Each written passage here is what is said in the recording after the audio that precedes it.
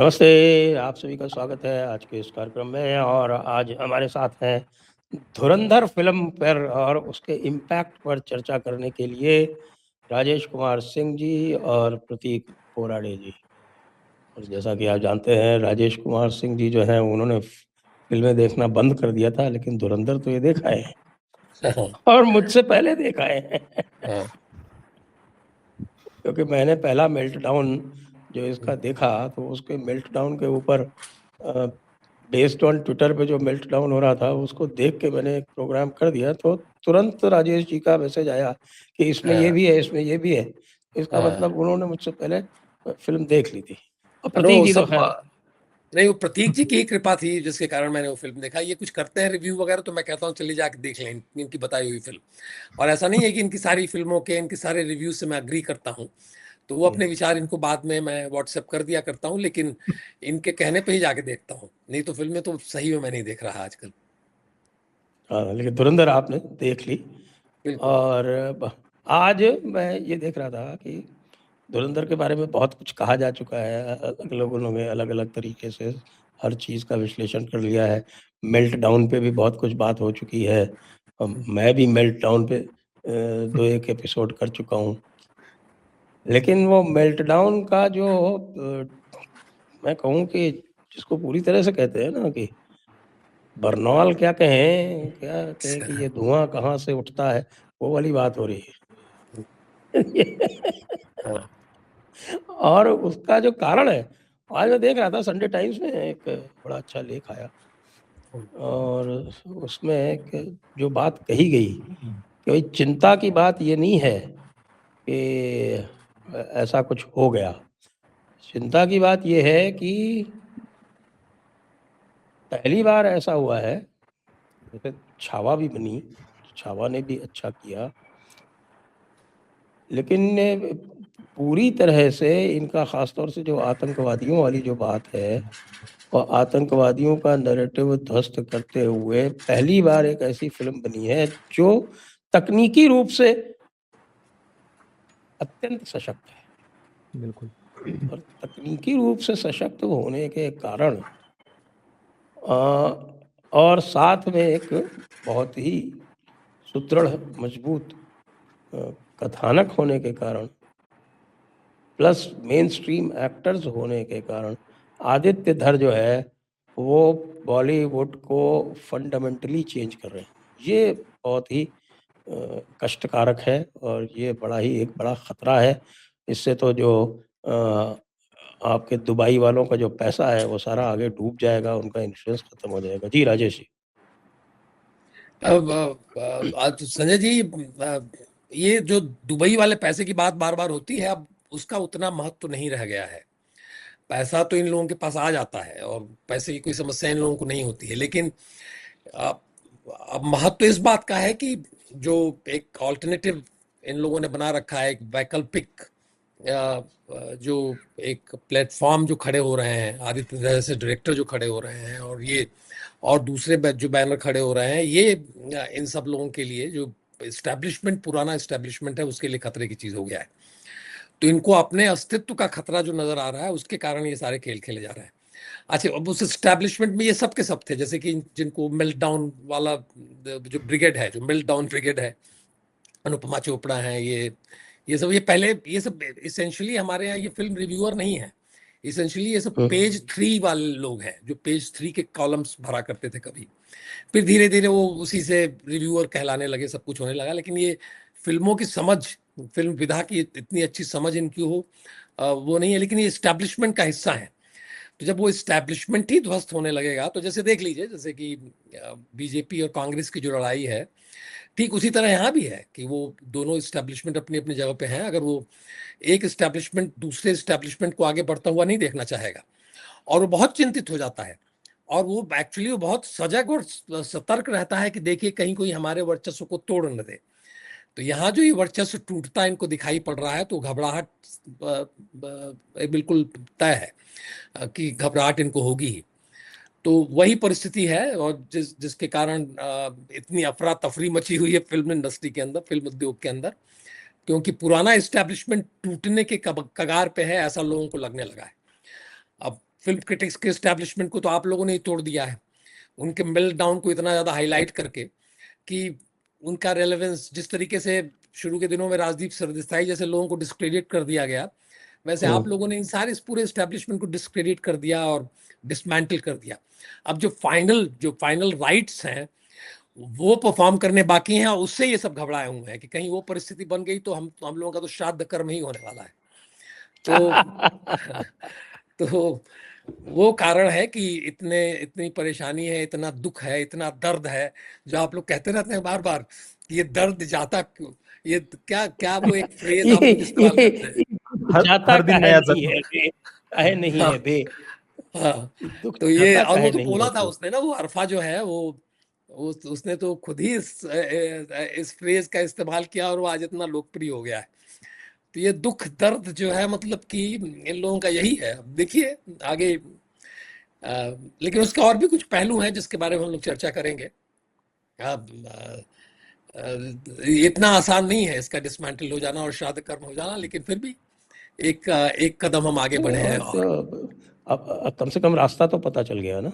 बिल्कुल प्रतीक जी से पूछता हूँ, देखिए ये है देवुलापल्ली का एक ये लेख आया है आज संडे टाइम्स में, और ये कह रहे हैं कि this is what's actually terrifying the anti conservative conservatives, not the ideology but the competence. ये कह रहे हैं कि for right wing cinema has learn the craft, that's the real panic for many. सबसे पहले संजय सर धन्यवाद मुझे बुलाने के लिए। और जो बात संडे टाइम्स के आपने कही वही बात आरफा ने भी अपने वीडियो में 2-3 वीडियो जो भी बनाए गए हैं उनके द्वारा, उन्होंने भी यही बात कही कि प्रॉब्लम ये नहीं है कि राष्ट्रवादी फिल्म बन गई है, इससे पहले भी काफी सारी बनी है, परंतु इस बार समस्या ये है कि ये टेक्निकली बहुत ज्यादा बढ़िया बनी हुई है और सटल वे में सारी बातें रखती है। डायरेक्टली एक बार कोई व्यक्ति सामने देखने के लिए जाएगा तो उसको शायद पॉलिटिक्स की कई सारी बातें ध्यान में नहीं आएंगी, पकड़ में नहीं आएंगी कि कांग्रेस के शासन के बारे में उस समय क्या कहा गया, 26/11 के बाद में किस प्रकार से जो एक तंज कसा गया है। एक आईएसआई जो अर्जुन रामपाल का ही कैरेक्टर है मेजर इकबाल का, वो कहता है कि हमने तो सोचा था ये लोग कुछ करेंगे, स्ट्राइक वगैरह करेंगे, पर इन लोगों ने तो कुछ भी नहीं किया। तो वो जो उस समय की कांग्रेस सरकार के ऊपर पाकिस्तानियों के द्वारा ही जो तंज कसवाया गया है, तो ऐसी काफी सारी सटल वे में काफी सारी बातें कही गई है। एक सामान्य दर्शक जो चलो कुछ लोगों के ध्यान में आ जाएगा, तो ये जो बात है ना, एक तो टेक्निकली वेल मेड है और उतनी ही सटल वे में भी सारी बातें कही गई है, ये इनके लिए सबसे ज्यादा बड़ी पीड़ा हो गई है। और जो शब्द आपने उपयोग किया कि एंटी कंजर्वेटिव कंजर्वेटिव्स, तो सही मायने में कंजर्वेटिव्स तो ये अपने आप को लिबरल कहने वाले ही होते हैं, जो हमेशा फासीवाद, रूढ़िवादी, ऑर्थोडॉक्स, रिग्रेसिव वगैरह इस प्रकार के शब्द उपयोग करके जो छाती कूटते हैं एक प्रकार से। सही मायने में सबसे ज्यादा क्या कहे वो फांसीवादी कह लीजिए, रूढ़िवादी कह लीजिए, कंजर्वेटिव कह लीजिए, यही लोग होते हैं। ये दूसरों का व्यू पॉइंट कभी भी सहन ही नहीं कर सकते। आप सोचिए आज भी बॉलीवुड में लगभग 95 से 99% ही कह लीजिए आज भी उनके ही नैरेटिव की फिल्में बन रही है। इस वर्ष ही देख लीजिए कितनी सारी प्रोपेगेंडा फिल्में आई हुई है, चाहे वो धड़क 2 से लेकर के पूरी एक लिस्ट हम यहाँ पर सामने निकाल करके ला सकते हैं, जो इस वर्ष भी उनके आइडियोलॉजी वाली ही फिल्में ज्यादातर बनी है। पर एक दो फिल्में वर्ष भर में ऐसी आती है जो इनकी विचारधारा के थोड़ा सा अलग जाती है। अब विचारधारा भी क्या कहना भाई, हम आपको तो देश के साथ खड़े होना आपका कर्तव्य है, वहां पर विचारधारा की बात ही कहाँ आती है। परंतु थोड़ा सा भी जिससे ये एग्री नहीं करते, कुछ भी हो, वो एक या दो फिल्में भी इनसे सहन नहीं होती। और आप सोच लीजिए जो जिनको ये कंजर्वेटिव कहते हैं वो लोग तो साल भर में ऐसी सारी फिल्में देख भी लेते हैं, सहन भी कर लेते हैं, अपनी अपनी जो भी पीड़ा हो सभ्य भाषा में सोशल मीडिया पर व्यक्त भी कर लेते हैं, पर कभी भी उनकी तरफ से इस प्रकार का आक्रोश देखने को नहीं मिलता जो आक्रोश आज ये लोग सारा दिखा रहे हैं, जस्ट एक फिल्म के कारण, धुरंधर के कारण। और ये सबसे ज्यादा डर इनके मन में इस कारण से है क्योंकि इन लोगों ने जो एक अपनी इमेज बना करके रखी है ना कि बॉलीवुड की हम अमन की आशा की बात करते हैं, सेक्युलरिज्म के धरोहर पक्षधर है और हम फांसीवाद के विरुद्ध लड़ने वाली फिल्में बनाई है, सांप्रदायिकता के विरुद्ध हमने किस प्रकार से आवाज उठाई है, अपनी पीके जैसी फिल्में, आर्टिकल 15 जैसी फिल्में, हैदर जैसी फिल्में, शौर्य जैसी फिल्में, रंग दे बसंती जैसी फिल्में, जो वो आइडियोलॉजी वाली फिल्में हैं, आजकल इनका सेक्सुअल लिबरेशन को लेकर के भी जो चल रहा है, तो ये सारी हम देखो बड़े प्रोग्रेसिव लोग हैं। तो अगर वो फिल्में नहीं चल रही है और दूसरी तरफ की फिल्में अगर चलने लग गई है तो इनकी क्रेडिबिलिटी समाप्त हो जाती है। आज से 10 वर्ष के बाद में, 5 वर्ष के बाद में, 20 वर्ष के बाद में जब भी कोई फिल्म इंडस्ट्री को एनालाइज करेगा, कोई बुक लिखेगा, उसके ऊपर कोई बात करेगा, तो हमेशा ये बात कही जाएगी कि भाई बॉलीवुड ने जो एक अपनी झूठी इमेज बना करके रखी थी ना, जनता ने उसको नकार दिया था 2014 के बाद में या 2020 के बाद में जो इस प्रकार की नई फिल्में आई है, द कश्मीर फाइल्स हो गई या फिर अभी धुरंधर हो गई और भी कुछ जो राष्ट्रवादी फिल्में आई है, तो उनके कारण बॉलीवुड का ये जो झूठा एक अपना आडंबर बना करके रखा था, तो उसको पूरी तरीके से जनता ने ही ध्वस्त कर दिया और ये बात इतिहास में लिखी जाएगी। आज से 10 वर्षों के बाद में जब भी कोई फिल्म इंडस्ट्री को, बॉलीवुड को एनालाइज करेगा, तो ये बातें उस समय आएंगी सामने लोगों के और ये इनकी सबसे बड़ी पीड़ा है क्योंकि इन्होंने अपनी एक इमेज बना करके रखी थी। यहाँ के बड़े-बड़े जो प्रोडक्शन हाउस है कि देखो हमने डीडीएलजे बनाई हुई है, देखो हमने इतनी बड़ी-बड़ी फिल्में बनाई है जो आज भी थिएटर में चल रही है, वो क्यों चल रही है उनको ही पता। मतलब सीरियसली उससे तो हजार गुना अच्छी-अच्छी फिल्में आज देश भर में आ चुकी है।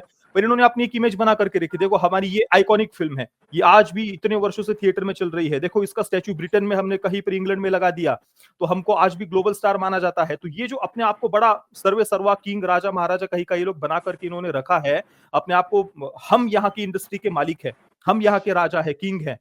और वहां पर जब जनता उनको महत्व नहीं दे रही, जनता उनकी फिल्मों को देख नहीं रही, उनकी फिल्मों को जबरदस्ती हिट दिखाने के लिए इनको कॉर्पोरेट बुकिंग करवानी पड़ रही है, जबरदस्ती फैन क्लब्स वगैरह के थ्रू एक नौटंकी करवानी पड़ रही है, और दूसरी तरफ धुरंधर जैसी फिल्म जहां पर जनता खुद होकर के वो फिल्म देख रही है, तो इन्होंने ये जो आडंबर बना के रखा ना कि हम राजा महाराजा है, हम एक प्रकार से जमींदार है, यहाँ के ये बड़े बड़े एविल कॉर्पोरेट्स, ये जो बड़े बड़े प्रोडक्शन हाउस क्या है, वो एक प्रकार से एविल कॉर्पोरेट ही है ना, बड़ा पूंजीवाद के नाम से ये बातें करते हैं। सही मायने में जो एविल कॉर्पोरेट है वो यही है, जो ना यहाँ पर दूसरे किसी को खड़े होने देना चाहते हैं, ना दूसरे किसी को यहाँ पर वो स्क्रीन शेयरिंग में भी कितने सारे प्रॉब्लम्स खड़े होते हैं, कोई छोटा फिल्म मेकर आकर के वो स्क्रीन उसको मिल जाए, ये तो असंभव सी बात है। ये तो यहाँ पर आदित्य धर है, उनकी उरी जैसी फिल्म पहले आई हुई थी, हालांकि इस बार धुरंधर आने से पहले भी एक पूरा सिस्टमेटिक वे में इसके विरुद्ध भी निगेटिविटी स्प्रेड करने का प्रयास किया। रणवीर सिंह का जो कुछ भी मूर्खतापूर्ण हरकत थी, पर उसको लेकर के ये जो वामपंथी है, जो हमेशा से हिंदू विरोधी रहे हैं, वो अचानक से हिंदू धर्म के ठेकेदार बन गए थे। तो एक निगेटिविटी स्प्रेड करने का प्रयास इन्होंने किया, परंतु वो इस बार रोक नहीं पाए। और हाँ, ये फिल्म उनकी क्रेडिबिलिटी को जो उन्होंने अपना एक बना करके रखा थी इमेज, उसको ये फिल्म अवश्य तोड़ेगी। आने वाले समय में जो भी भविष्य में कोई भी एनालाइज करेगा इंडस्ट्री को, तो उस समय ये बातें अवश्य सामने आएंगी कि लोगों ने बॉलीवुड के इस एजेंडा को, प्रोपेगेंडा को नकार दिया था उस समय। हाँ जी, राजेश जी, हाँ, लोगों में बड़ा उत्साह है इस फिल्म को देख के। खैर, उसके लिए हमें ये मेल्टडाउन वालों का भी धन्यवाद करना चाहिए, आभारी होना चाहिए। हाँ, क्योंकि वो फिल्म रोज नए रिकॉर्ड बना रही है और सेकंड सैटरडे का उसने आज तक का इतिहास सारा क्रिएट कर दिया। सेकंड सैटरडे का हाँ, 54 करोड़ 54 इंडिया करोड़। में। अच्छा, मजे की बात यह है कि ये अभी फिल्म केवल हिंदी में है। अभी इसके हाँ, रीजनल वर्जन आने जी। केवल एक ही भाषा में रिलीज हुई है और विदेशों में भी ये 100 करोड़ तक पहुंचने वाली है। और ये तो तब है जब गल्फ की मार्केट में इसको बैन कर दिया गया। और ये कुछ लोग जो प्रॉब्लम हैं है क्या कनेक्शन वगैरह में? नहीं, आपको मुझे तो कुछ दिख रहा है समय के बराबर। लिए आप लोगों को देख नहीं पाया मैं। नहीं, कोई मुझे दिख रहा है यहाँ पर। अच्छा, ठीक। हाँ, मेरे तो यहाँ शायद कोई प्रॉब्लम। ये जो चल रहा है, तो ये हाँ, डेडली कॉम्बिनेशन हो गया कि multi starrer, technically near perfect, very strong nationalistic content, very strong nationalistic content, और साथ में सुपर डुपर हिट। हाँ, तो कुछ लोग तो कह रहे हैं कि साहब कि ये इन्फ्लेक्शन पॉइंट है। Do you agree? मैं बिल्कुल अग्री करता हूँ। एक्चुअली मैं आप लोगों को सुन नहीं पा रहा हूँ, लेकिन आप लोग मुझे अगर सुन पा रहे हैं तो मैं हमें तो ठीक सुनाई है। पड़ तो रहा है मैं क्लियर, बिल्कुल अग्री बिल्कुल। करता हूँ। एक्चुअली इन्फ्लेक्शन पॉइंट कई कई कारणों से है, क्योंकि ये फिल्म जो है वो, इसके अंदर जो कमर्शियल एलिमेंट है, और वो कमर्शियल एलिमेंट भी इसके अंदर हैं जिसमें जिनके लोकप्रिय होने की संभावना रहती है। अब जैसे कि गाने वाने जो रखे गए हैं, वो जो नाच रखा हुआ है, सब कुछ है, कुछ लोगों को लगेगा कि अरे क्या ये awkward सी चीज़ है इस कथा में, लेकिन वो सारा जो मसाला जो है बहुत महत्वपूर्ण है। तो वो सारे एलिमेंट एक साथ रख के, और जो बार बार बैकग्राउंड म्यूजिक की बहुत चर्चा हो रही है। मैं देखता हूँ कि आजकल सारे फिल्म रिव्यूअर बैकग्राउंड म्यूजिक की बहुत चर्चा करते हैं, तो वो सारे एलिमेंट लेके ये एक बहुत जबरदस्त एंटरटेनमेंट पैकेज भी है। तो उसमें होता यह है कि आइडियोलॉजी प्लस एंटरटेनमेंट पैकेज, ये दोनों मिलकर लीथल कॉम्बिनेशन हो गए हैं। तो अगर मान लीजिए इस तरीके से हमारे फिल्म मेकर जो हैं, जिनके पास थोड़ा भी कमिटमेंट है, ऐसा मैं अभी भी ये मान के चलता हूँ कि बॉलीवुड के अंदर ऐसे लोगों का मिलना बड़ा कठिन है जो पूरी तरह से आइडियोलॉजिकली कमिटेड हों, जो पूरी तरह से ये मान के चलें पूरी तरह से हिंदुत्ववादी हों। वहाँ अपना अपना अब कहानी है, जो आज की परिस्थिति है उस परिस्थिति के हिसाब से वो अपने आप को लोग ढाल लेते हैं। और ये संभव है कि चाहे वो आतिथ्य हो या कोई और भी हो, वो आइडियोलॉजिकली उतने कमिटेड नहीं है। उनका कमिटमेंट ज़्यादातर शायद अपने क्राफ्ट की तरफ हो, अपनी स्टोरी टेलिंग की तरफ हो। लेकिन अगर वो नहीं भी है, मान लीजिए आइडियोलॉजिकल कमिटमेंट पूरी तरह से, लेकिन आज की परिस्थिति में अगर उन्होंने ऐसी एक फिल्म बनाई है तो उससे एक हमारा पर्पस, हमारा उद्देश्य जो है वो हल हो जाता है, वो सर्व होता है। तो वो महत्वपूर्ण है हमारे लिए। इसीलिए कल क्या कोई करने वाला हमें कुछ पता नहीं है, लेकिन आज जो हो रहा है वो हमारे लिए बहुत बढ़िया है। जो स्टैब्लिशमेंट है, जो जिसको वोक एस्टैब्लिशमेंट और बाकी सारे नाम हम लोग देते हैं, उस सारे स्टैब्लिशमेंट के ऊपर एक ये खतरे की घंटी बजना शुरू हो गई है। अब ये भी परिस्थिति उसमें निर्माण होगी। अभी तो ये एक स्पाइस को लेके है, उसके ऊपर ये कथा है, जिसके अंदर कुछ हिंदुस्तान पाकिस्तान की स्थिति भी है। लेकिन हो सकता है, ये भी संभव है कि कुछ फिल्मकारों को ये लगे कि अरे हमारे यहाँ जो फैमिलीज को, परिवार को तोड़ने के लिए जो कथानक बनाए गए हैं, जो इतने सालों से लगातार चल रहे हैं और परिवारों को तोड़ रहे हैं, गलत सलत परंपराओं को स्थापित कर रहे हैं, उन फिल्मों, उन विषयों को भी, उन कथानकों को भी चुनौती देती हुई फिल्में बनना शुरू हों, जिसके अंदर जो दक्षिण भारत में होता रहा है, विशेष रूप से तेलुगु फिल्म इंडस्ट्री में होता रहा है, कन्नड़ फिल्म इंडस्ट्री में होता रहा है, जहां परिवार को जोड़ने की बात की जाती है। तो उस तरह की भी फिल्में, तो जो अलग अलग क्षेत्र में अलग अलग किस्म के, अलग अलग जानर जो बोला जाता है, उसमें अलग अलग किस्म की फिल्में बनना शुरू होंगी। और उसमें कई फिल्म मेकर जो कहानी लिखते हैं, जो स्क्रिप्ट लिखते हैं, जो निर्देशक हैं, उनके मन में वो विचार भी पनपने लगेंगे कि भाई ऐसी फिल्म चल सकती है, हमें ऐसी फिल्म बनानी चाहिए। तो इस तरीके से ये क्रांतिकारी, और जैसा आपने कहा कि एक परिवर्तनकारी, एक वो पॉइंट, जो इन्फ्लेक्शन पॉइंट जो है, वो हम वहां पे पहुंचे हैं। अब देखें उसका कितना उपयोग कर लेते हैं ये सारे लोग, और किस तरह से इसको सस्टेन किया जाता है एक मूवमेंट के तौर पे, एक आंदोलन के तौर पे। ये मेरे लिए ये प्रश्न जो है वो सबसे बड़ा यक्ष प्रश्न हम सब लोगों के सामने है। तो देखें कैसे क्या होता है। लेकिन ये शुरुआत तो बहुत सुंदर हो गई है, और धीरे धीरे करके, और बस एक ही फिल्म नहीं, दूसरी फिल्म भी देखिए, नरसिम्हा, महाअवतार नरसिम्हा, वो भी एक पाथ ब्रेकिंग फिल्म है, जो पहली एक ऐसी हम लोगों की भारत के अंदर बनने वाली एक एनिमेशन फिल्म जो इतने कम खर्चे में, कम लागत में बना दी गई और इतनी सफल हो गई। तो वो भी एक महत्वपूर्ण एक डेवलपमेंट था, जिसको हमें भूलना नहीं चाहिए। और ये 2-3 फिल्में ही सफल हुई हैं अभी तक, जिसमें वो एक कोई यशराज फिल्म की कोई रोमांटिक फिल्म थी, और बाकी ये दूसरी महाअवतार नरसिम्हा, और ये तीसरी, यही 3 फिल्में जो हैं उनको सही माने में लोग, विशेष रूप से बॉलीवुड और हिंदी फिल्म उद्योग के दृष्टिकोण से, यही 3 फिल्में जो हैं अभी तक सफलता की श्रेणी में रखी जा रही हैं। सर एक बात ऐड करूं मैं? हाँ जी, हाँ जी, हाँ जी। जी। सर एक तो मतलब सैयारा की जब अगर बात करें तो वो तो उस समय पीआर वालों ने बहुत कुछ जो थिएटर के वीडियोस वगैरह थे वो मुझे तो सब कुछ मैन्युफैक्चर्ड लग रहे थे। रियलिस्टिक तो इतनी थिएटर में जाकर के सलाइन के साथ जा रहे हैं, वो सब एक हवा खड़ा करने के लिए किया गया था, ऐसा मुझे एटलीस्ट लगता है। बाकी जो नहीं, राजेश सर, मैं प्रतीक जी, फिल्म उद्योग का की जो स्थिति है, जो फिल्म उद्योग में यहाँ मुंबई में जो लोग समझ रहे हैं ये बात, तो उनके दृष्टिकोण से मैं बता रहा हूँ कि उनके दृष्टिकोण से ये 3 फिल्में ही सफल फिल्में मानी जा रही हैं। अब वो फिल्म मैंने देखी नहीं, आपने उसको रेकमेंड नहीं किया, तो मैंने भी नहीं देखा। तो मैंने भी बहुत दिनों बाद थिएटर में जाके फिल्म देखी है। वो अच्छा, देखनी थी और बंगाल फाइल्स में कुछ और कार्य आ गए, और उस समय ये सब चल रहा था आपका, ये जयपुर डायलॉग्स का, मैं जा नहीं पाया उस समय। तो एक अब आ गई है वो OTT पर, तो अब देख सकता हूँ। एक और बात जो मैं दूसरी बात कहना चाहता, सैयरा तो ऐसे ही कह दिया। राजेश सर ने जो परिवार जोड़ने की बात कही ना, कि आने वाले समय में हो सकता है कि ट्रेडिशनल पॉइंट ऑफ व्यू से परिवार जोड़ने वाली भी फिल्में बनाई जाए, वो मुझे एटलीस्ट थोड़ा सा बॉलीवुड में कठिन लगता है। क्योंकि प्रॉब्लम ये है ना कि आपने तेलुगु फिल्मों की बात की, वहां पर मैंने अधिकतर जो फिल्म मेकर्स देखे हैं वो काफी पारंपरिक ट्रेडिशनल पॉइंट ऑफ व्यू से सोचने वाले हैं, तो उनकी फिल्मों में वो बात, परिवार का चित्रण उस प्रकार से देखने को मिलता है। बॉलीवुड में समस्या ये है ना कि यहाँ पर थोड़े बहुत लोग जो राष्ट्रवाद की तरफ झुके हुए भी दिखते हैं ना, उनका भी परिवार की तरफ या विवाह की तरफ या पति पत्नी के संबंधों की तरफ देखने का जो दृष्टिकोण है वो थोड़ा बहुत नहीं, काफी ज्यादा लिबरल ही है। ये मैंने एटलीस्ट मैंने जो देखा हुआ है, क्योंकि ये बहुत सारे राष्ट्रवादी आप बॉलीवुड में जो अपने आप को कहते हैं उनको देख लीजिए, वो पिंक जैसी फिल्मों को भी प्रमोट करेंगे, थप्पड़ जैसी फिल्म को भी प्रमोट करेंगे, लापता लेडी जैसी फिल्मों को भी प्रमोट करेंगे, सेक्सुअल लिबरेशन वाली फिल्मों को भी प्रमोट करेंगे जिसमें एलजीबीटीक्यू, जेंडर आइडेंटिटी एजेंडा वगैरह सब कुछ, उन फिल्मों को भी यहाँ के राष्ट्रवादी, क्योंकि उनको लगता है कि हमें लिबरेट करना है समाज को।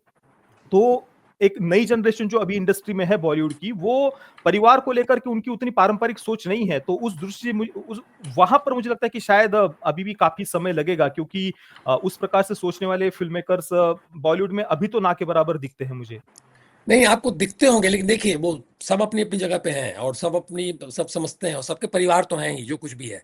सब लोग थोड़ी ही लिव इन रिलेशनशिप में रह रहे हैं, सब लोग जो है करण जौहर थोड़े ही हैं, तो सबने अपने भी परिवार चला रहे हैं, उनके भी पुत्र पुत्रियां हो रहे हैं। अगर आप यशराज फिल्म के जो अब कर्ता धर्ता हैं आदित्य चोपड़ा, उनका भी आप देख लें तो मैं ऐसा ऐड नहीं करूं है। इसमें एक बात। हाँ जी जी। जी। राजेश जी, आप याद करें जो हमारा पहला कॉन्वर्सेशन हुआ था उसमें आपने एक बात कही थी, मुझे आज तक याद है, हाँ और वो आपने ये कही थी कि इस इंडस्ट्री के लिए पैसा ही भगवान है।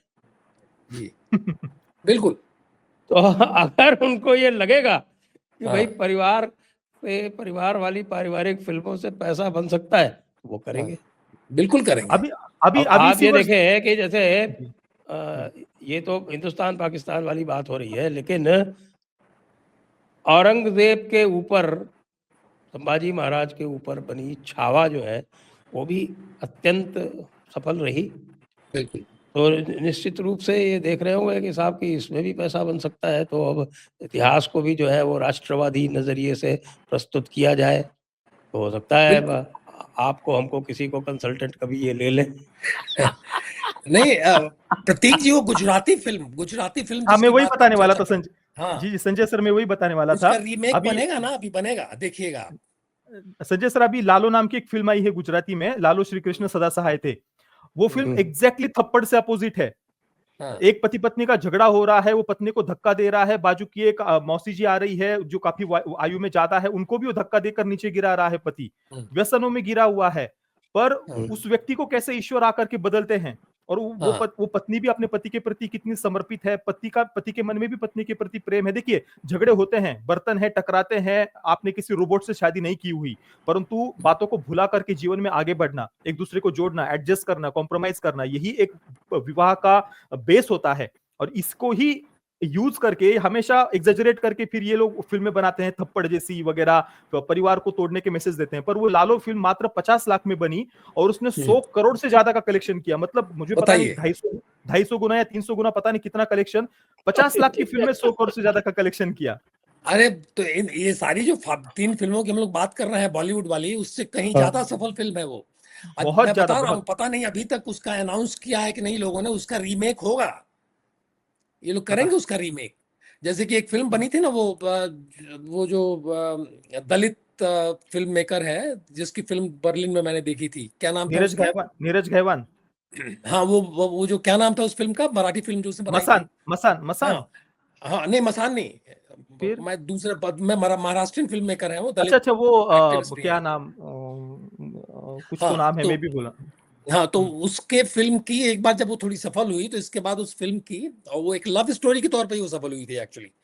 अच्छा, तो उस सैराट फिल्म की के बात भी, कर रहे हैं आप, सैराट की हाँ बात कर रहे हाँ, हैं, तो सैराट की सैराट बात कर रहे के रीमेक बनना शुरू हुए। तो वैसे ही ये आप, क्या नाम है इस फिल्म का, गुजराती फिल्म का? हैं।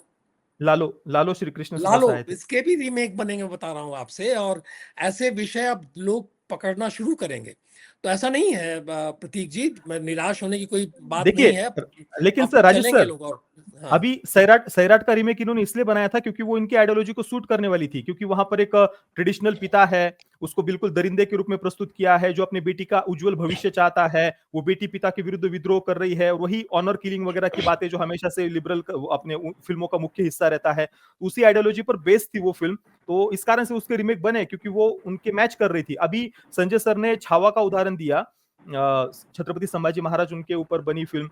अभी उसी के जो डायरेक्टर है, छावा फिल्म के ही जो लक्ष्मण उतेकर डायरेक्टर है, उनकी जो पहली फिल्म है लुका छुपी, आप कोई भी अभी भी जाकर के देख लेना, किसी न किसी ओटीटी प्लेटफॉर्म पर होगी। वो लिव इन रिलेशनशिप के ऊपर आधारित है, और लिव इन रिलेशनशिप को प्रमोट करने के लिए लक्ष्मण उतेकर ने भगवान श्री कृष्ण का उदाहरण दिया है, भगवान श्री कृष्ण और गोपियों के प्रेम का उदाहरण दिया है। अभी भी जाकर के देख लेना, कोई भी वो फिल्म, क्लियरली भगवान श्री कृष्ण और गोपियों के प्रेम का उदाहरण दिया है, लिव इन को प्रमोट करने के लिए।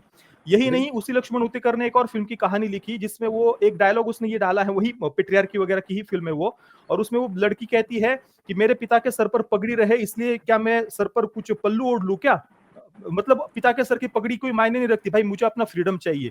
ये मैंने इसलिए कहा कि जो राष्ट्रवाद की तरफ झुके हुए डायरेक्टर भी दिखते हैं ना, उनका परिवार की तरफ, विवाह की संस्था की तरफ देखने का दृष्टिकोण बहुत एक्सट्रीम लिबरल है, ऐसा मैंने तो एटलीस्ट देखा हुआ है। लेकिन नहीं तो लेकिन उससे भी अधिक जो है वो पैसे के प्रति उनका जो बिल्कुल हाँ आउटलुक है।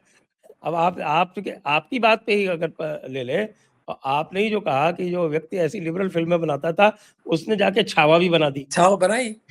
क्योंकि उसको लगा कि साहब की छावा से करेंगे तो उसको कुछ फायदा होगा, पैसा भी मिलेगा या कुछ और है, उसका करियर भी प्रमोट होगा, तो उसने छावा बनाई।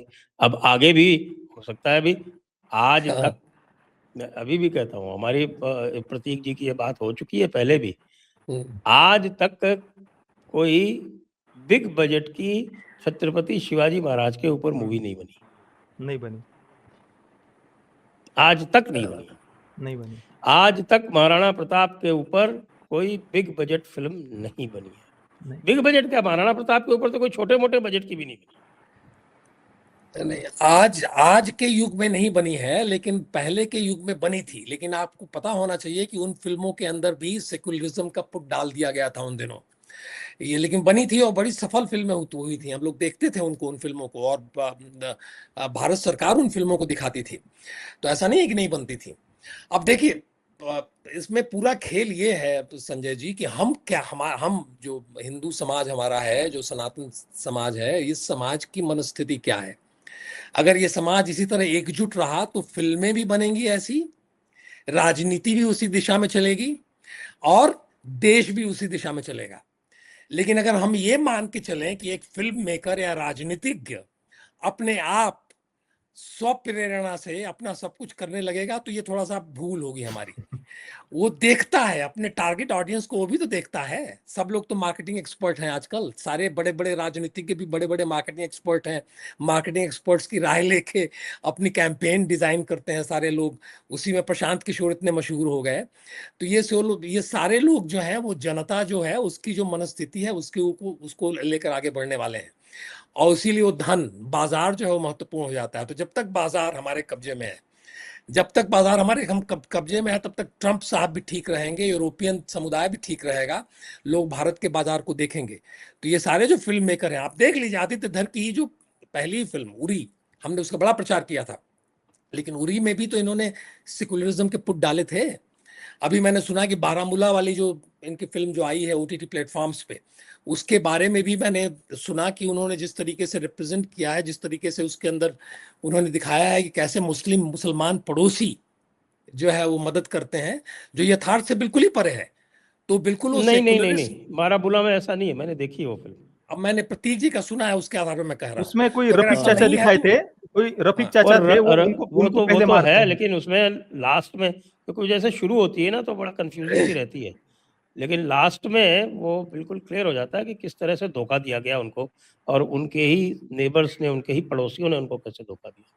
ठीक हाँ, है, तो दोनों मैंने बातें देखा दिखाई नहीं है। है, ये रफीक चाचा गनीमत मदद है। करते ये भी दिखाया है, और पड़ोसी धोखा दे, दोनों बातें दिखाई है उन्होंने, मदद वाली भी और हाँ, धोखे लेकिन वाली, दोनों ठीक है, बातें दिखाई है।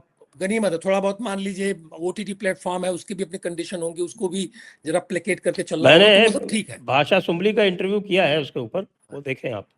और वो तो खैर कई बहुत कम एक्टर हैं जो उतने कमिटेड हैं जितना कि भाषा सुंबली कमिटेड है।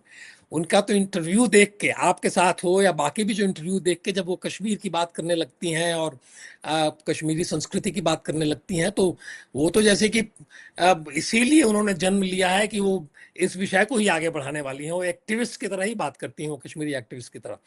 तो मुझे लगता है कि धीरे धीरे परिस्थितियों में ये बदलाव आएगा और सब कुछ अपने हिसाब से होगा, लेकिन सजग और सतर्क हमें ही रहना है। राजनीति के क्षेत्र में भी सजग और सतर्क हमें ही रहना है। अगर हम समाज सजग और सतर्क नहीं है तो सब लोग हमें धोखा दे सकते हैं। इस देश की स्थिति यही है। हमारे यहाँ अंदर से दरवाजा खोलने वाली प्रवृत्ति जो है हर जगह रही है। तो अगर हम नहीं सतर्क हैं, सजग हैं, हम अगर जागरूक नहीं हैं, तो जो काम आप लोग कर रहे हैं, जागरूक करने का काम, वो सबसे महत्वपूर्ण काम है। तो जब तक लोग जगे हुए हैं तब तक सब ठीक चलेगा। ये लोग भी रास्ते पे रहेंगे। ये भी मैं ऐड कर दूं इसमें, और इस पे प्रतीक जी ने भी बहुत जागरूकता लाई है। हम लोग भी लगातार प्रयत्न कर रहे हैं, और उसका प्रमाण ये है कि जो बात इक्के दुक्के लोग किया करते थे आज से 5 साल पहले, वो बात कहने वाले 100 प्लेटफॉर्म आ गए। बिल्कुल, बिल्कुल। मतलब अब जो है, हमको भी कई बार लगता है कि भाई ये बात हम कहें उससे पहले कोई और कह जाता है। हाँ, हाँ, हाँ। जी, तो अच्छा, मैं उस ये जो ट्रेंड है, ये दिखाता है कि साहब कि ऐसा नहीं है। आप ये देखिए कि ये जेम्स ऑफ बॉलीवुड ने हाँ, कितना नुकसान किया इनका। बिल्कुल। मैं अपना एक व्यक्तिगत उदाहरण मैं देता नहीं, लेकिन आज मैं आप लोगों को मैंने वो लिंक भेजा था। एक परिस्थिति थी यहीं इसी बॉलीवुड के अंदर कि मैं अकेला हुआ करता था। जब कोई प्रेस कॉन्फ्रेंस होती थी तो मैं हाँ, अकेला वो होता था। कबीर जो खान इस का प्रकार इंटरव्यू। के कबीर खान का जो ये इस प्रकार के जब नरेटिव चलते थे तो मैं खुल के बोल सकता था, क्योंकि मुझे कोई चिंता नहीं होती थी, डर नहीं लगता था। काशी हिंदू विश्वविद्यालय के का छात्र नेता रहा हूँ, तो इन सब चीज़ों से और 100-200 500 लोगों की भीड़ से मैं घबराने वाला आदमी नहीं। तो उसमें मैं बोला करता था। लेकिन आज मैं देख रहा हूं कि इतने लोग हैं जो बोलने के लिए वहां तैयार हैं, जिन लोगों ने पूरा ध्वस्त कर दिया इनका प्रयास। ये बता रहा हूं आपको संजय जी, जो इन सबों ने खेल खेलना शुरू किया था, ये अनुपमा चोपड़ा, इन सबों ने, इन सबों का अगर बस चलता तो सही में धुरंधर को साफ कर देते ये सब। लेकिन बिल्कुल। जिस तरीके से आप लोगों का ये खड़ा हुआ उसके अंदर, और इनको आप लोगों ने धड़ाधड़ एक झटके में डिस्क्रेडिट किया, उसमें ये सब। और ऐसे यंग, मैं तो दंग रह गया हूं, ऐसे यंग रिव्यूअर्स आए हैं और उनकी हाँ, हाँ, समझ हाँ। इतनी सुंदर है, फिल्मों की समझ इतनी सुंदर है, फिल्म उद्योग की समझ इतनी सुंदर है कि उसके सामने ये अनुपमा चोपड़ा फोपड़ा ये सब नहीं खड़े हो सकते, इस क्योंकि ये बार सब बहुत नए जनरली लोग आए सामने। हाँ, ये पेज 3 जर्नलिस्ट हैं। ये सब, इन सबों को क्या पता है किसी चीज का। ये चूंकि फ्रेटर्निटी से जुड़े हुए हैं, उन फिल्म परिवारों से जुड़े हुए हैं, इनके पति फिल्मों में है, सब कुछ है, इसके कारण एक एस्टेब्लिशमेंट का हिस्सा बने हुए हैं। लेकिन सेलिब्रिटीज का इंटरव्यू कर लेते हैं लोग। बस यही करते थे। ये मूवी मैगजीन में काम करती थी अनुपमा चोपड़ा, और उसमें कोई फिल्म रिव्यू नहीं लिखती थी। और इसके फिल्म रिव्यू जो लिखती थी हिंदुस्तान टाइम्स में, बकवास फिल्म रिव्यू हुआ करते थे उसमें। एक तरीके से वो पीआर जॉब ही करके सब लिखते पढ़ते थे ये सब। और ये लड़की जो दूसरी वाली जिसकी बड़ी चर्चा होती रहती है, ये तो एक्ट्रेस थी। सुचारिता, सुचारिता। हाँ, ये एक्ट्रेस थी। अचानक जो है, मतलब कि माइक लेके घूमने लगी, और इसके बाद जो है थोड़ा सा पॉपुलर हो गई, और अब रिव्यूअर हो गई है, और फिल्म की क्रिटिक हो गई है। अच्छा, ये गिल्ड, क्रिटिक्स गिल्ड का किस्सा मैं आपको बताता हूँ। ये इन सबों ने गिल्ड इसलिए नाम रखा है क्योंकि क्योंकि यहाँ हाँ, एक प्रोड्यूसर्स गिल्ड हुआ करता था। जो बड़े अपर हाँ। क्रस्ट प्रोड्यूसर थे ना, उनका गिल्ड हुआ करता था, जिसकी मेंबरशिप लेना बड़ा कठिन हुआ करता था। दूसरे भी एसोसिएशन थे, लेकिन उसमें मेंबरशिप बहुत महंगी नहीं होती थी, लेकिन गिल्ड की मेंबरशिप बड़ी एक्सक्लूसिव मानी जाती थी। तो इसलिए इन सबों ने अपना एक ग्रुप, जो अंग्रेजी वाले ये सब है, इन सबों ने अपना एक ग्रुप बना के उसका नाम गिल्ड रख दिया।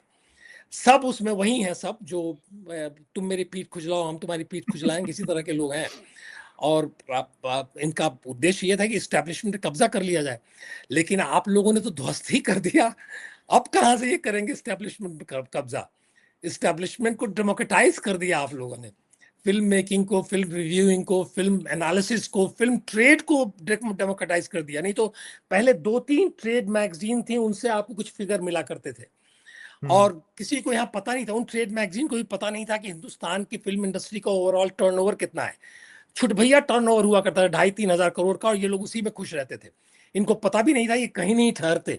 यहाँ तक कि ये जो दूसरे छोटे-छोटे देश हैं, उनका भी जो फ़िल्म का टर्नओवर हुआ, फ़िल्म इंडस्ट्री का टर्नओवर था, उनका कहीं ज़्यादा हुआ करता था।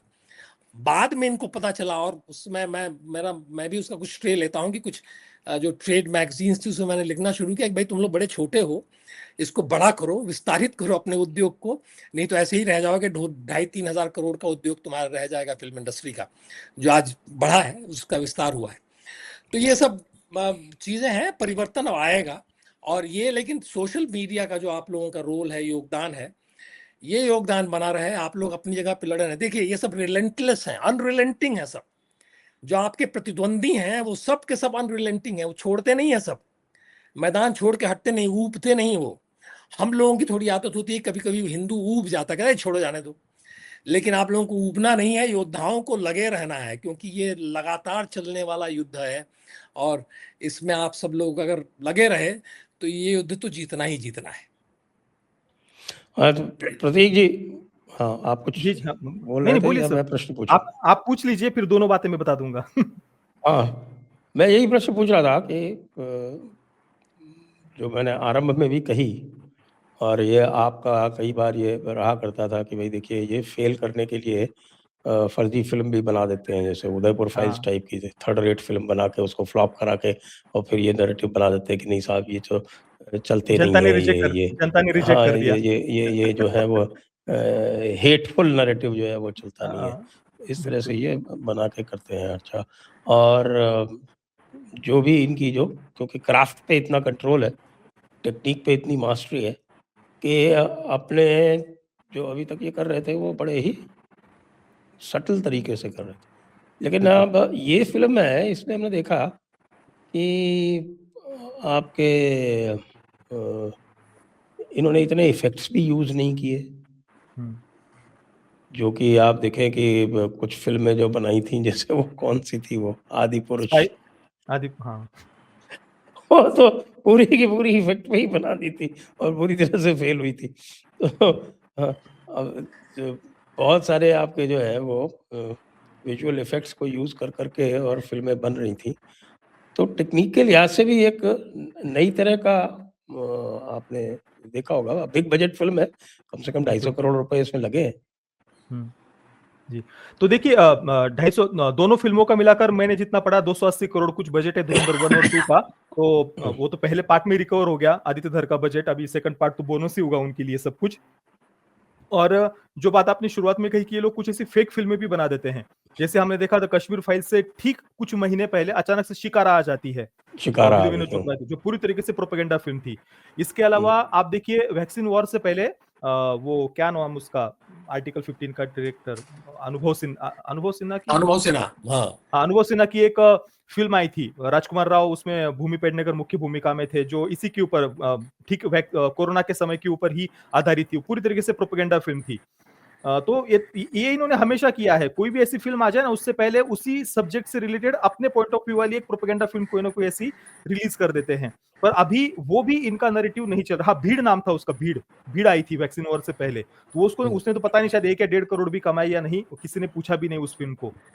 तो वो बात भी अभी इन लोगों की चल नहीं रही। और इसमें एक ब्रॉड वे में थोड़ा-सा व्यापक दृष्टिकोण में हमें इस बात को देखना होगा। आप देखिए स्वतंत्रता के बाद में भारत डेवलप ना हो सके, इस कारण से जिस प्रकार से कांग्रेस ने जो सोशलिस्ट पॉलिसीज़ यहाँ पर लागू की, जो रेड टेपिज़्म हम कहते हैं, लाल फीताशाही जो हम कहते हैं, अलग-अलग प्रकार से किस प्रकार से बिज़नेसेस को सप्रेस किया गया, जो नक्सलियों का आप जो कह लीजिए, जो डेवलपमेंट में हर जगह पर रोड़ा खड़ा करते थे, कहीं पर भी कोई डेवलपमेंट प्रोजेक्ट तो वहां पर कोई पर्यावरणवादी आ जाएगा, अचानक से फिर कोई भाई न्यूक्लियर वगैरह का खतरा दिखाया जाएगा, जैसे कुदनकुलम न्यूक्लियर पावर प्लांट के बारे में हमने पढ़ा था। तो कोई ना पावर प्लांट बन सके, ना रास्ते बन सके, ना बिजनेसेस डेवलप हो सके, कहीं ना कहीं पर फिर आंदोलन वगैरह खड़े कर दिए जाते थे बिजनेसेस को बंद कराने के लिए। तो उसी सेम पैटर्न में आप देख लीजिए फिल्म इंडस्ट्री को भी इन लोगों ने इसी प्रकार से दबा करके रखा भारत की। आज आप देख लीजिए कुछ भी आप मेन स्ट्रीम से अलग हटकर कुछ बना करके देख लीजिए, तुरंत उस फिल्म को दबाने के लिए आ जाते हैं, क्योंकि इनको पता है कि भारत की फिल्म इंडस्ट्री में इतना पोटेंशियल है। आप देख लीजिए साउथ कोरिया कितना छोटा देश है, आज पूरे विश्व भर में कोरियन ड्रामास देखे जाते हैं। बहुत बहुत बड़ा, कई बिलियन डॉलर का मार्केट है कोरियन ड्रामास का। जापानीज एनिमे आप देख लीजिए, अधिकतर 99% जापानीज एनिमे बिल्कुल ट्रेडिशनल पॉइंट ऑफ व्यू से बनते हैं। उनके परिवार का चित्रण देख लीजिए, विवाह का चित्रण देख लीजिए, सामाजिक चित्रण देख लीजिए, पूरी तरीके से ट्रेडिशनल पॉइंट ऑफ व्यू वाला, कोई वोक एक्टिविज्म नहीं उनमें। और जापानीज एनिमे का कई कई बिलियन डॉलर का मार्केट है। अमेरिका में हॉलीवुड की फिल्मों के लेवल का कलेक्शन जापानीज एनिमे करती है वहां पर जब रिलीज होती है। अभी इसी वर्ष नेजा नाम की फिल्म आई, पिछले वर्ष के एंडिंग में आई थी, चाइनीज फिल्म है, उसने बड़ी बड़ी हॉलीवुड फिल्मों से ज्यादा कलेक्शन किया अमेरिका में। और वो बिल्कुल ट्रेडिशनल पॉइंट ऑफ व्यू से ज्यादातर वो उस प्रकार का चित्रण देखने को मिलता है, देवता वगैरह, असुरों का और देवताओं का युद्ध उसमें दिखाया है। तो भारत को क्यों ग्रो नहीं होने दिया? जापान, साउथ कोरिया कितने छोटे देश है, उनकी फिल्म इंडस्ट्री इतनी बड़ी क्यों हो गई? क्योंकि वहां पर ये वोक एक्टिविज्म नहीं है। आज हॉलीवुड का भी वही हाल है, वोक एक्टिविज्म के कारण हॉलीवुड की फिल्में एक के बाद एक धाराशायी हो रही है, चाहे वो डिज्नी की हो, मार्वल की हो, डीसी भी उसी तरफ अभी जा रहा है। बड़ी बड़ी फिल्में धाराशायी हो रही इसी वोक एक्टिविज्म के कारण। इसी कारण से वहां के जो क्रिश्चियन कंजर्वेटिव्स है वो पूरी तरीके से मार्वल, डीसी इनका मजाक उड़ा रहे हैं, उसकी आलोचना कर रहे हैं। भारत में तो हमेशा से ये होता रहा है, इन्होंने भारत की इंडस्ट्री को कभी ग्रो ही नहीं होने दिया। आज आप देख लीजिए धुरंधर, अमेरिका में मैं लाइव आता हूँ रात को, बहुत सारे अलग अलग जगह से मित्र जुड़ते हैं, जर्मनी वगैरह, अमेरिका में सब जगह पर फिल्म हाउसफुल चल रही है। भारत की फिल्म इंडस्ट्री में इतना पोटेंशियल है, एक बहुत बड़ा मार्केट हम कैप्चर कर सकते हैं। तो ये लोग ये करने नहीं देंगे। इनको हमेशा चाहिए कि भाई आप कुछ ना कुछ वो एक्टिविज्म दिखाओ, आप परिवार के नाम से छाती कूटो, रीति रिवाजों के नाम से छाती कूटो। और ऐसा कंटेंट कोई देखना नहीं चाहता कि भाई मैं पैसे खर्च करके थिएटर में ये देखने जाऊं कि परिवार कैसे तोड़ना है, विवाह की संस्था कैसे खराब है, अपने ही बच्चे परिवार से टूट जाए इसलिए मैं पैसे खर्च करके जाऊं थिएटर में। कोई नहीं देखना चाहता एक्टिविज्म। तो ये अगर भारत की इंडस्ट्री को ग्रो करना है, तो जो फिल्म इंडस्ट्री की भी लोग है, अगर वो सच में चाहते हैं एक बहुत बड़ा मार्केट कैप्चर करना, तो सबसे पहले ये जो फेक फिल्म क्रिटिक्स है ना, इनको साइड करना होगा। ये कभी भी इस इंडस्ट्री को ग्रो नहीं होने देंगे।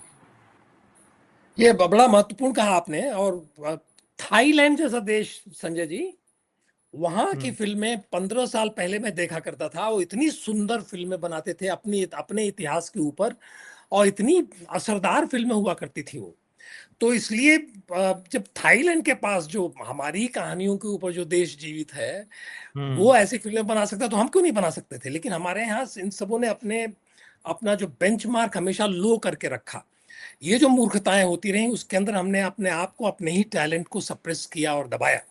और ये चीज जो है अब धीरे धीरे लोगों की समझ में अब आने लगी है। और अगर वो आ जाएगी पूरी तरह से समझ में, तो ये अपने आप को इनका अपना विस्तार होगा, इनकी सोच का विस्तार होगा। और जब परिवार वाली फिल्मों की जहां तक बात है, ये सारी फिल्में सारी दुनिया में एक्सेप्ट की जाएंगी। हमारे पास कथाओं की भरमार है, और यही है कि हम समझ जाएं इस बात को। मैं आपको एक उदाहरण दे रहा हूँ, राजा मौली, उनकी एक फिल्म बनी थी मक्खी, अगर आपको याद होगा तो एक बार उनके यहाँ प्रेस कॉन्फ्रेंस थी। उसमें मुझे याद आ रहा है, भाऊ उस दिन बात कर रहे थे कि हमें नीचा करके दिखाने की कोशिश की गई, हमें अपने इस देश को ही नीचा करके दिखाने की कोशिश की गई हमेशा इनके द्वारा। उसके कारण हमारे अंदर भी कुछ ये कमतरी, एहसास कमतरी आया, हमारे अंदर भी वो हीन भावना विकसित हुई। अब उसका एक उदाहरण मैं दे रहा हूँ। तो राजा मौली की फिल्म आई, मक्खी करके एक फिल्म आई थी, अगर आपको याद होगा, आप प्रतीक जी, मक्खी। हाँ, मक्खी करके एक फिल्म थी राजा मौली की। तो बहुत सुंदर फिल्म है, और बहुत सुंदर फिल्म थी, और बहुत बढ़िया मैंने उसको माना। और यहाँ मुंबई में उसका जो हिंदी वर्जन रिलीज होने वाला था, उसकी प्रेस कॉन्फ्रेंस थी। तो उसमें मैंने राजा मौली से पूछा, कहा कि अरे इतनी सुंदर फिल्म आपने बना दी है, और ये तो फिल्म सारी दुनिया के साथ कॉम्पीट कर सकती है, मार्वल की फिल्मों के साथ ये कॉम्पीट कर सकती है, आपके पास तो ये सारी क्षमता है, तो क्यों नहीं बनाते, क्यों नहीं कॉम्पीट करते सारी दुनिया के साथ आप? और राजा मौली का उस समय का जो उत्तर था, वो बड़ा निराशाजनक उत्तर था। उन्होंने कहा कि नहीं, हम लोग नहीं उस स्तर तक पहुंच सकते। तो इन्होंने अपने आप को, अपने ही बेंचमार्क को, जहां थाईलैंड वाले अपना बेंचमार्क ऊंचा रख के चल रहे थे, वहां भारत में हम अपना बेंचमार्क इतना नीचा रख के चल रहे थे, इतना ज्यादा हमारे अंदर हीन भावना थी, एहसास कमतरी थी, कि हम सोच ही नहीं कर, कल्पना ही नहीं कर पा रहे थे कि हम दुनिया के साथ हम प्रतियोगिता कर सकते हैं, जबकि कर सकते थे। और मैंने तो सारी दुनिया को देखा था, मैंने तो आर्ट हाउस सिनेमा को भी बहुत बहुत नजदीक से जाके देखा था। और मैं कहता था, लिखता रहता था लगातार, सबसे कहता रहता था कि यही अवसर है, जबकि भारतीय फिल्म मेकर, ये जो गुलामी उनकी है कि दूसरी फिल्मों की नकल करना और उस नकल के आधार पर अपनी फिल्में बनाना और उनके तौर तरीकों को अपनाना, ये छोड़ के एक बार अपने आप अपने अंदर झांक के अपनी कथाएं कहना शुरू कर देंगे, सारी दुनिया ताली पीटती हुई नजर आएगी। तो ये सारी चीजें हैं, और इस चीज को अगर एक बार हम समझ लें, और वो है हमारा उत्थान होने वाला है, हमारा जो सांस्कृतिक, राजनीतिक और आर्थिक पुनरुत्थान होने वाला है, उसका आधार यही है। उसका आधार हमारा अपना आत्मविश्वास होना चाहिए, जिसकी बात अब अचानक जो है हमारे प्रधानमंत्री जी भी कह रहे हैं कि हमारे अंदर वो आत्मविश्वास होना चाहिए। तो हमारे फिल्मकारों के अंदर भी आत्मविश्वास होना चाहिए, उनके अंदर भी एक अपनी महत्वाकांक्षा इतनी ऊंची करके चलनी चाहिए कि हमें अब कहीं कहीं कुछ करना है, किसी के साथ प्रतियोगिता करनी है, तो दुनिया का जो सर्वश्रेष्ठ है उसके साथ प्रतियोगिता करनी है। राजा मौली को अब ये नहीं सोचना है कि कहीं यहाँ छोटे मोटे फिल्म मेकर से और मार्वल कॉमिक्स से प्रतियोगिता करें। वो अब उनको प्रतियोगिता करनी है तो अवतार से प्रतियोगिता करनी है, और उससे भी सुंदर फिल्म बनानी है। ये भावना मन में एक बार दृढ़ संकल्प ले लें, ये दृढ़ संकल्प ले लें तो कि हमें जेम्स बॉन्ड से भी बढ़िया फिल्म बनानी है, हमें मिशन इम्पॉसिबल सीरीज है उससे भी बढ़िया फिल्म बनानी है, तो बना सकते हैं। क्षमता की हमारे अंदर कमी नहीं है, और आज की परिस्थिति में तो ये बिल्कुल ही संभव है। तो ये बहुत महत्वपूर्ण है, वो आत्मविश्वास विकसित करना अपने अंदर, ये बहुत महत्वपूर्ण है। ये आपने अवतार का नाम लिया, तो अब आप ये देखिए कि अवतार की जो बेसिक थीम है वो भारत से ही प्रेरित है। अब देखिए, भारत से प्रेरित है, लेकिन जो कथा उनके कहने का तरीका है वो पूरी तरह से वेस्टर्न है। अगर भारत से प्रेरित भारतीय तत्वों को जो भारत के जो दार्शनिक तत्वों को लेकर अगर बनेगी फिल्म ना अवतार, अगर बनी होती, तो मैं बता रहा हूँ आपसे, वो ऐसी लैंडमार्क होती कि आगे आने वाले 100 सालों में उसके मुकाबले की कोई फिल्म नहीं खड़ी हो पाती। लेकिन नहीं थे, वो एलिमेंट नहीं थे, वो भारतीय एलिमेंट नहीं थे। अवतार का एक कॉन्सेप्ट तो वो उठा तो उन्होंने लिया, लेकिन फिर भी उन्होंने ले जाके वही एक बहुत ही जो उसका जो उसको जिस तरीके से रखा गया, उसके अंदर वो जो गूढ़ चीज होनी चाहिए थी, जो गहन उसका जो मूल तत्व होना चाहिए था, वो तत्व जो है उसमें से निकल गया। जी। अच्छा, थोड़ी सी बात जो है ये जो मेल्ट डाउन का जो कंटेंट है उसके ऊपर कर लें तो अभी इसके दो तरह के कंटेंट आ रहे हैं। एक तो साहब वायलेंस के प्रति है, और दूसरा हमारी देवी कहती है आरफा साहब, मुस्लिम प्रतीकों को जो है वो बहुत गलत तरीके से दिखाया गया है कि आतंकवादी अल्लाहू अकबर करे।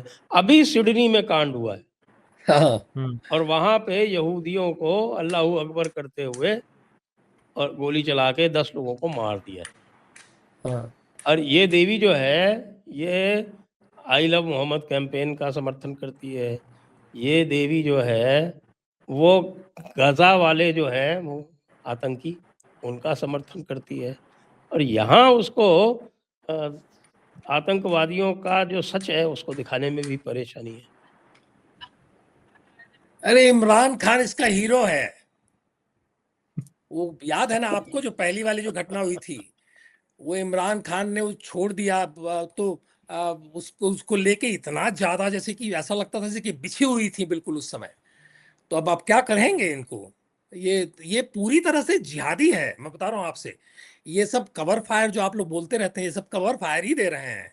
ये सब खेल बिल्कुल वही है। और नाराय तकबीर अल्लाह अकबर जब है तो है, अब आप उसको स्वीकार करिए, और वही बोल के आप सब लोगों को सड़क पे उतरना है, वही बोल के आपको यहाँ पे लड़ना है। और अरफा खानम को अगर अवसर मिले तो वो भारत में थोड़ी ही रहना चाहेंगी। वो तो अब नाम अपना शेरवानी रखती हैं, तो वो कहीं कुछ अच्छा, जहाँ से शेरवानी तो she is very proud that she has a central Asian बिल्कुल कनेक्शन। बिल्कुल, सबको बड़ा प्राउड है, ऐसा नहीं है। इनको सैफ अली खान को बहुत प्राउड है। सबको अपना आप जो भारत के बाहर का जो उनका उनके जो पूर्वज थे हाँ, उन्होंने अफगानियों के साथ धोखा किया था। अफगान थे लेकिन अफगानियों के साथ धोखा किया था, मर्सनरी भर के, और फिर अंग्रेजों के साथ चले आए थे। अंग्रेजों ने उनको यहाँ पर पटौदी में जागीर अता कर दी थी। नसीरुद्दीन शाह का भी यही हाल था, जाफर शाह खान, उनके उनके वंशज हैं वो भी अफगानी मर्सनरी था। तो ये मर्सनरीज की जो औलादे हैं इनको जरा कुछ ज्यादा ही लगता है। नहीं, ये इनका अपना बैकग्राउंड है, ये छोड़ नहीं सकते उसको। ये जो आप लोग पसमानदा और अशराफ जो हैं, अशराफ देखिए आप उनसे मिलेंगे तो इतने सभ्य लगते हैं सब, लेकिन अंदर उनके जो क्या चल रहा है, चूंकि मैं इनको बहुत नजदीक से जानता हूं, मैं इनके साथ बहुत समय मैंने बिताया है, तो मैं बता रहा हूं आपने तो आप तो अंसारी साहब के गांव भी गए हुए ना? हाँ अंसारी साहब वहां तो मैंने क्रिकेट खेला है। हामिद अंसारी का तो वो किस्सा मैंने आपको बताया ही था।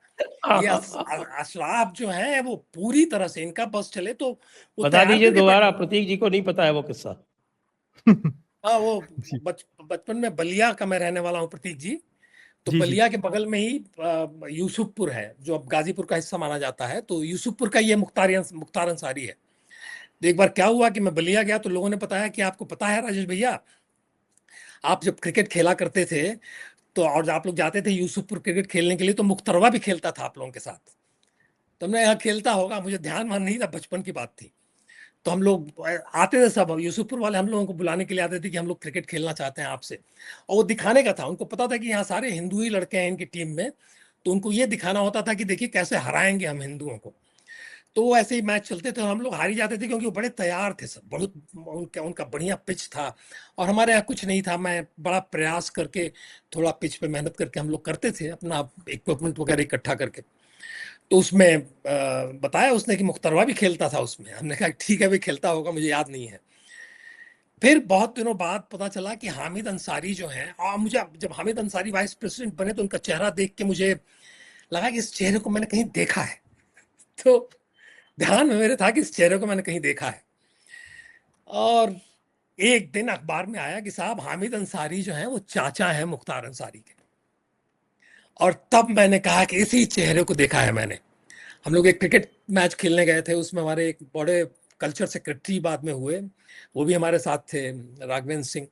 तो हम सब लोग गए थे मैच खेलने और मैं पहले ही ओवर में पहली या दूसरी बॉल पे आउट होके आके पवेलियन में बैठ गया। और मेरी बगल में ये हामिद अंसारी साहब जो है अचकन वचकन सब पहन के बाकायदा और बड़े तैयारी के साथ, हमारे यहाँ तुम्हारे माँ बाप हम लोगों का मैच देखने के लिए आते नहीं थे। वो लोग तो कहते, हमें डिस्करेज करते थे, क्या खेल रहे हो ये सब, समय बर्बाद कर रहे हो। और यहाँ तो पूरा का पूरा खानदान आके वहां बैठा हुआ है और ऐसे चीयर अप कर रहा है अपनी उस टीम को। बच्चों की टीम एक तरीके से थी जैसे कि हिंदुस्तान पाकिस्तान का मैच हो रहा है, जिस तरह का व्यवहार था। और वो मेरे दिमाग में छप गया कि अरे ये आदमी तो महाकट्टर जिहादी है। और जब वो पता चला कि मुख्तार जो है वो खेला करता था और फिर इनका पता चला, मुझे हिस्ट्री पता चली, तो हमने कहा कि बस यही थे हामिद अंसारी। तो ये इस तरह के सारे लोग हैं, ये हमेशा से भारत से इनका कोई लगाव नहीं है। और मैं तो चूंकि इनके साथ रहा हूं तो मुझे पता है। हमारे एक मित्र हुआ करते थे, वो मेरे साथ ही रहते थे।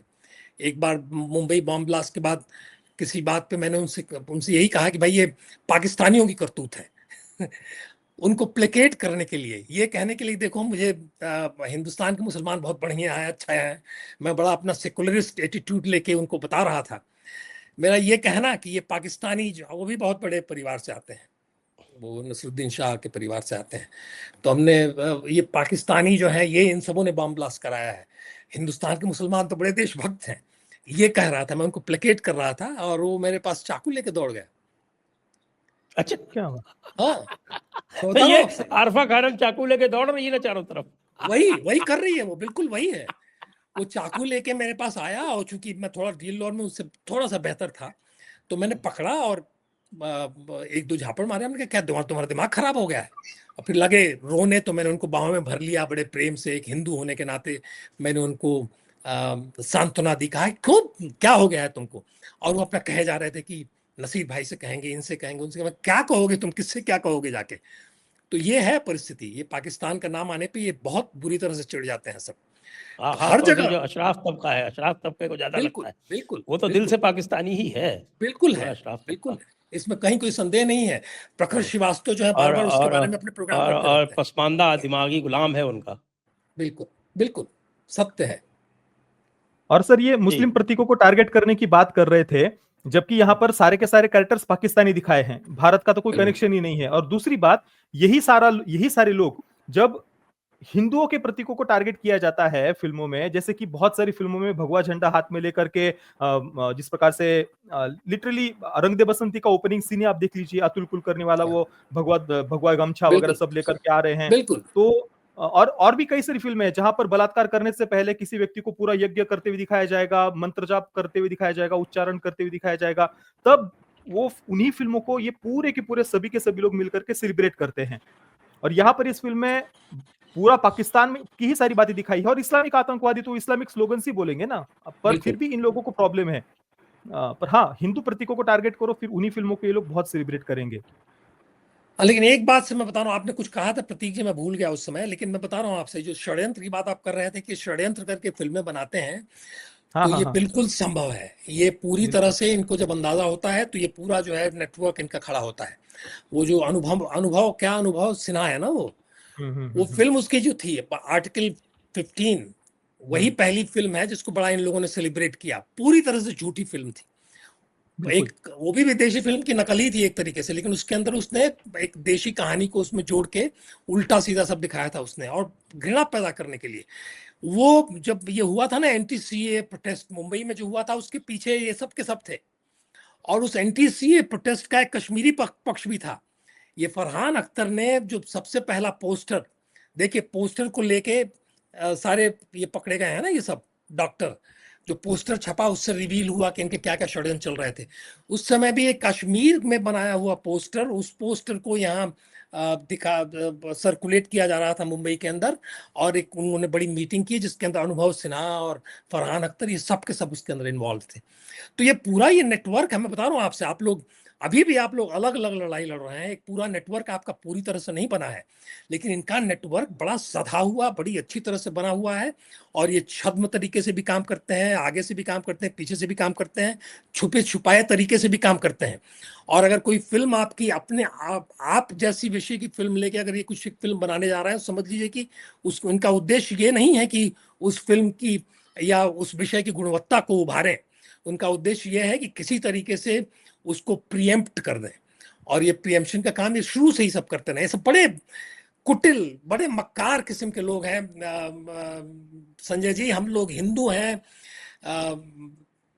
इतनी मक्कारी हम लोगों को आती है नहीं, ये थोड़ी समस्या है। लेकिन ये बड़े कुटिल मक्कार हैं। यारफा खानम जो है, ये कुटिल मक्कार टाइप की महिला है। मुझे तो मूर्ख लगती है, वो तो ये खाली टीआरपी के लिए करती मूर्ख रहती नहीं है। है वो। और अरे साहब, धुरंधर को जितना इसने दिलवाया है, मुझे लगता प्रमोट है किया, कि भाई प्रमोट किया। वो ईश्वर की 60-70 कृपा है। करोड़ तो इसने अकेले ऐड कर दिया, इसको तो पेचेक थैंक यू चेक देना चाहिए आजकल आदित्य दर को। हिंदुओं का भाग्य और मोदी जी का जो है हिसाब किताब एक जैसे ही है, कि कोई मोदी जी के खिलाफ जाता है तो कुछ ऐसा हो जाता है कि आप पिट जाते हैं। तो वैसे आजकल हिंदुओं के खिलाफ कुछ भी आप करेंगे तो फायदा हिंदुओं को ही हो जा रहा है। ये कुछ हम लोगों के ग्रह नक्षत्र जो है जो थोड़े अच्छे चल रहे हैं, ऐसा लग रहा है। और राजेश जी, आपने और वो मुख्तार अंसारी की, राधिका हाँ हाँ, आप्टे जो कि वो नग्नता की प्रतिमूर्ति है, वो हाँ, अभी राधिका आप्टे का वर्णन मैंने सुना था, प्रतीक जी ने किया था अभी कल शायद किया था। जी जी कुछ कह रहे थे प्रतीक जी, क्या कह रहे थे? जी। नहीं, आप मुख्तार अंसारी की बात कर रहे थे, तो आप, हाँ, फिल्म का सबसे महत्वपूर्ण पॉइंट हमने चर्चा ही नहीं की, यूपी के बुचड़ हाँ खानों वाला। वो हाँ तो हाँ चर्चा हाँ करना रह गया, बुचड़ हाँ खानों हाँ वाला, हाँ हाँ फेक हाँ हाँ। करेंसी। नहीं, कुछ छोड़ा नहीं है असल में। आदित्य धर ने कई चीजें ऐसी पकड़ी हैं कि अब जो दूसरा जो आने वाला है ना, जो रिवेंज वाला जो आने वाला है, उसमें तो देखिए क्या होने वाला है। बॉक्स ऑफिस पे बॉक्स ऑफिस टूट जाएगा, सिनेमा हॉल की छतें उड़ जाएंगी। अरे और ऐसा अभी मुझे तो लग रहा है। देखे फिर मिडनाइट शोज चल रहे हैं। रात भर हाँ शो चल रहे, रात भर। और हाँ और और सबसे वो जो मैंने अभी सुनने में आया कि जो खनानी ब्रदर्स दिखाए हैं, उसमें से जो हाँ जावेद खनानी है, उसने हाँ। डिमोनेटाइजेशन के दूसरे दिन कूदकर आत्महत्या कर ली थी। अगर नहीं, लोग वो कह रहे बात हैं भी कि अगर, वो वो बात आत्महत्या सही नहीं है, थी, वो बात सही है ना, उसको वो मारा बोलता गया हाँ था। हुआ। बिल्कुल सही है, बिल्कुल सही वो बात। मैंने डॉन न्यूज़पेपर का पाकिस्तान, आरिफ अजाकिया तो कह रहा था कि इन्होंने मेरे को एक बार बंधक बनाया था, हाँ हाँ। ऐसे बदमाश थे। आरिफ तो ये अज़किया तो वहीं के हैं, मेयर रहे हैं। लियारी के वो बोल रहे थे। हाँ, नहीं, वो लियारी में रहते थे, वो पले पड़े थे। मेयर तो वो कहीं जमशेद टाउन वगैरह के बताते थे। हाँ, वहाँ कोई जमशेद टाउन है, सब बड़ी जगह वहाँ है। बहुत सारे टाउन है, देखिए 7 डिस्ट्रिक्ट्स हैं हम्म। कराची की, और हर डिस्ट्रिक्ट में 2 से लेके 7 तक टाउन है, तो कोई 50 एक टाउन है वहाँ पे। हाँ, तो अगले अच्छा पार्ट में देखिए, अभी खनानी तक डिमोनेटाइजेशन वाला भी कुछ दिखा सकते हैं, वो नोटबंदी वाला खनानी ब्रदर्स दिखाए हैं, तो हो सकता है कि वो भी कुछ दिखा दे शायद वर्तमान का 2016 का।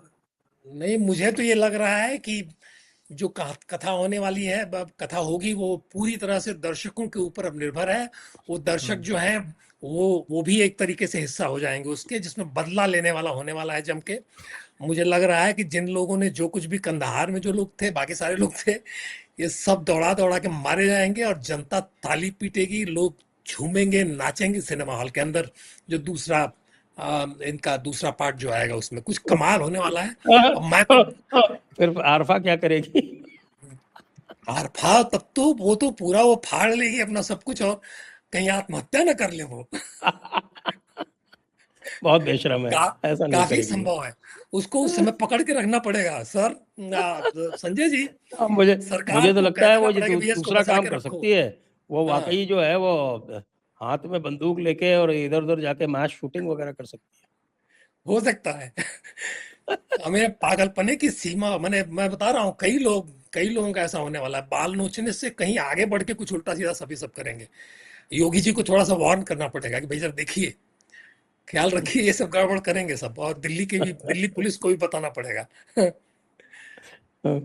तो चलिए आज की चर्चा को अब यहीं पर विराम करते हैं। विषय तो ऐसा है कि इस पर जितनी देर बात कर ली जाए उतना कम है, जी लेकिन आज के लिए इतना ही। और अभी हफ्ते भर और चल गई इसी तरह से तो फिर दोबारा बैठना पड़ेगा। आज जी जी आज को यहीं चलिए, समाप्त करते हैं। सभी दर्शकों को बहुत बहुत धन्यवाद। जय श्री राम, राजेश वंदे जी को, मातरम। प्रतीक जी को भी बहुत बहुत राधे धन्यवाद। जय हिंद, जय कृष्ण, भारत, नमस्ते वंदे मातरम। नमस्ते नमस्ते। वंदे मातरम, जय श्री